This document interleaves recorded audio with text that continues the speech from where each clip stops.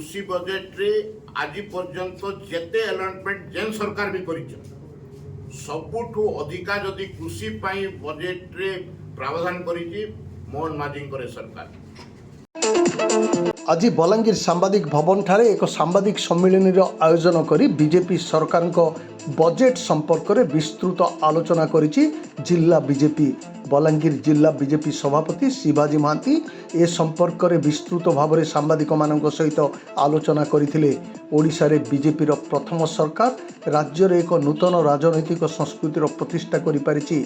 निर्वाचन संकल्प पत्र रे बीजेपी जहाँ प्रतिश्रुति देइथिला प्राय समस्त प्रतिश्रुति पूरण करने को प्रथम बजेट ही व्यय बराद करिछि बीजेपी एवं एक नूतन परंपरा सृष्टि करिछि बोली सभापति शिवाजी महांती कहिथिले। एही अवसर रे पूर्व बीजेडी सरकार को जिला बीजेपी सभापति शिवाजी महांती समालोचना करने सह कहिसंती पूर्वरु बीजेडी लोकों को प्रतिश्रुति दे प्रतिश्रुति रक्षा न करी भूली जाउथला। ओडिशा रे प्रथम करी सरकार गढ़िथिबा बीजेपी एबे धान क्रय मूल्य 3100 टंका, वार्धक्य भत्ता 3500 टंका, महिला मानकु लक्षपति दीदी करने निमंते बलिष्ठ योजना, ओडिया अस्मितार विकास पाई 200 कोटी टंकार कर्पस फंड भली योजना मान आनी प्रथम बजेट रे अंटा भिड़ी सारिछि। भारतीय जनता पार्टीर एही बजेट को राज्य रे खूब प्रशंसा करा जाउथबा शिवाजी महांती सांबादिक सम्मेलन रे प्रकाश करिसंती। आमे सबुठु पहला कथा है कि स्वाधीनता पर ओडिशा रे भारतीय जनता पार्टी ता निजस्व ताकत रे प्रथम थर लगे सरकार को आसला। आउ आमे समस्ते जानिचु कि आमे सरकार रो आसवा जेतेबेले इलेक्शन निर्वाचन को ओल्हेलु से समय रे आमे गोटे घोषणा पत्र जारी करिथिलु।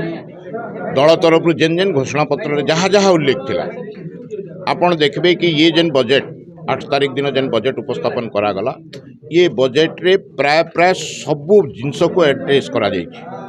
आमे कहितिलु सुभद्रा योजना रे 50,000 देबु तार व्यवस्था कराइछि।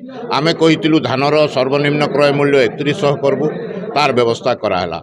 आमे कहितिलु सबू घर को बिजुली आमे केमती माहालिया मिलबो तार पई आमे प्रधानमंत्री बिजुली घर योजना सूर्य घर योजना ना रे आमे योजना केंद्र सरकार ऑलरेडी कर दिछन तार इम्प्लीमेंटेशन पार्ट जेनटा ओडिशा सरकार करवा तार मध्य प्रोविजन से करि सारि तार संगे संगे आमे जहाँ जहाँ भी करिथिलु घोषणा प्राय प्राय सबू विषय आमे ए बजेट पूरा कर देइछु। तार संगे एबे हमको जेन विषय आमे चिंता करी करूथुलु ओडिशा को गोटे विकसित राज्य परिणत करबार लगी तार जेन योजना थिला ये बजेट ताकू संपूर्ण रूप रे केनता को रूपायन हो पारबार आमे विकसित राज्य परिणत हो पारबु तार व्यवस्था करबार संगे संगे आ गोटे बड़ जिनस बजेट रे कराई। आमे आपन जानिथिबे कि ओडिया अस्मिता ना रे ओडिशा आमे इलेक्शन को ओल्हेइथिलु। आमे विभिन्न विषय उपस्थापन करथिलु कि ओडिशा रे गोटे अण ओडिया केन प्रकार ढंग रे शासन करुथिले। इनडायरेक्टली गोटे ओडिया कांधरे बंदूक रखिकरी गोटे अण ओडिया आसिकरी जेन प्रकार आमर कल्चर को आमर संस्कृति को आमर चाली चलन सबू जिनस को नष्ट भ्रष्ट करदेवार योजना करथिले ताकू इश्यू करी आमे ए निर्वाचन को ओल्हेइथिलु। आउ लोक आमको आशीर्वाद करी सरकार रे बसैछन तो से जिनस को आखि आगे रखिकरी मोहन माझी सरकार ए बजेट रे ओडिया अस्मिता पाई 200 कोटी टंकार प्रावधान करिछि। संगे संगे आप जानिथिबे कि जगन्नाथ संस्कृति आउ जगन्नाथ ना रे ही आमर परिचय आउ सही जगन्नाथ धाम को जेन प्रकार ढंगरे ये विगत सरकार जेन प्रकार ढंगरे ताकू खेलले रत्नभंडार चाबी चोरी हो गला रत्नभंडार ये होगला से होगला विभिन्न कथा आपण मैंने सब मीडिया रे आइछि जानिछ से सबू जिनस को आपण जेन दिन सरकार शपथ ग्रहण कला सबुठु बड़ इश्यू थिला जगन्नाथ मंदिर चारिद्वार कथा।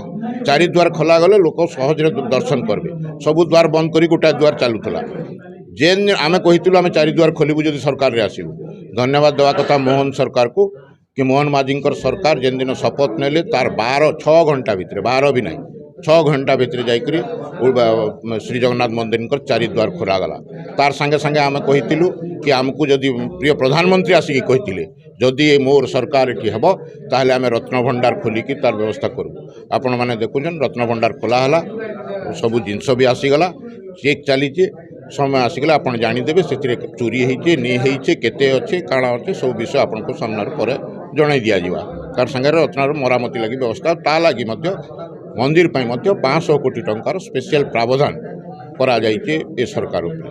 ତ ଏ ସବୁକୁ ଓଭରଅଲ୍କୁ ଯଦି ଆପଣ ଦେଖିବେ ବଜେଟ୍ ଗୋଟେ ଐତିହାସିକ ବଜେଟ୍ ଅଛି। ଏଥିରେ ପ୍ରଧାନମନ୍ତ୍ରୀ ଯେନ୍ କଥା କହିଥିଲେ କି ଓଡ଼ିଶା ଆମ ଦେଶରେ କେବଳ 4ଟି ଜାତି ରହେସନ୍, ଗୋଟେ ଯୁବକ, ମହିଳା, ଚାଷୀ ଆଉ ଗରିବ। ଏ 4 ଜାତିକୁ ଆଡ୍ରେସ୍ କଲା ଭଳିଆ ଗୋଟେ ବଜେଟ୍ ଆଉ ଏ 4 ଜାତିର ଉନ୍ନତି ପାଇଁ ଏ ବଜେଟ୍ ଯେନ୍ ପ୍ରକାର ଢଙ୍ଗରେ ଆସିছে ବଜେଟ୍କୁ ସେଇଟାକୁ ଉପସ୍ଥାପନ କରବାର୍ ଲାଗି ଆଜି ଆମେ ପ୍ରେସ୍ ମିଟ୍ କରିଥିଲୁ।